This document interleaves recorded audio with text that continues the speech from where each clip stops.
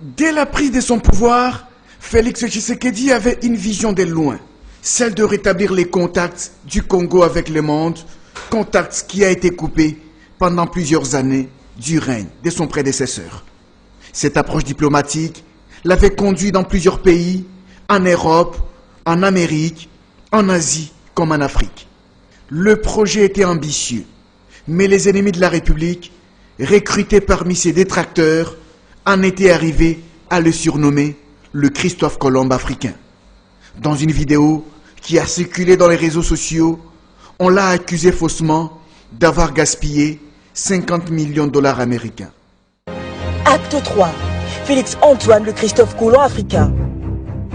Il a découvert l'Amérique, l'Angleterre, la France et plusieurs pays africains au terme des voyages onéreux.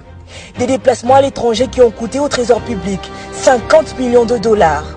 Où sont les investisseurs promis? Que dalle! Aucune entreprise créée jusque-là. Promesse sur promesse. L'acte 3 de cet élément vient d'être contredit. C'est lui, surnommé Christophe Colomb africain, n'a été que le Moïse de la RDC. Déjà, des investisseurs allemands sont annoncés à la 43e réunion du Conseil des ministres. Arrivée de la délégation allemande en République démocratique du Congo en vue de l'implémentation des suites de la visite du chef de l'État à Berlin. Il vous souviendra que lors de la dernière visite officielle du chef de l'État en Allemagne, plusieurs engagements et accords économiques étaient annoncés et de MOU avaient été conclus. Dans cette perspective, la délégation allemande arrive déjà ce week-end pour des entretiens avec des officiels congolais. Le président de la République a demandé aux membres du gouvernement concernés de leur réserver l'accueil chaleureux et de collaborer pleinement avec eux pour la réussite de cette mission économique en République démocratique du Congo. Il s'agit donc des retombées de ces voyages en Europe, particulièrement en Allemagne.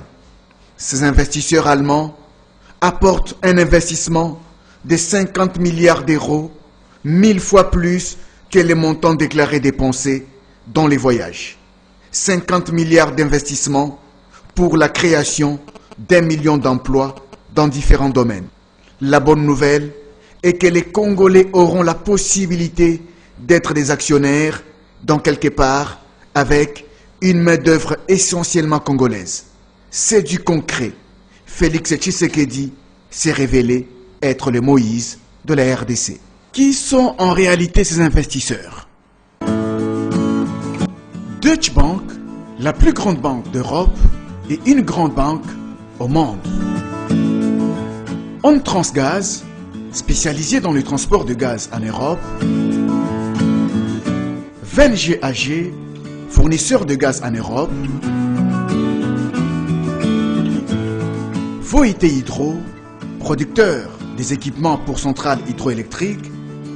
HPC AG, spécialisé dans la planification des usines chimiques.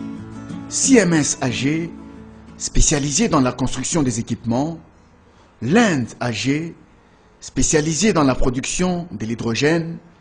TSK, spécialisé dans la construction. Et les entreprises chinoises, spécialisées dans le génie civil.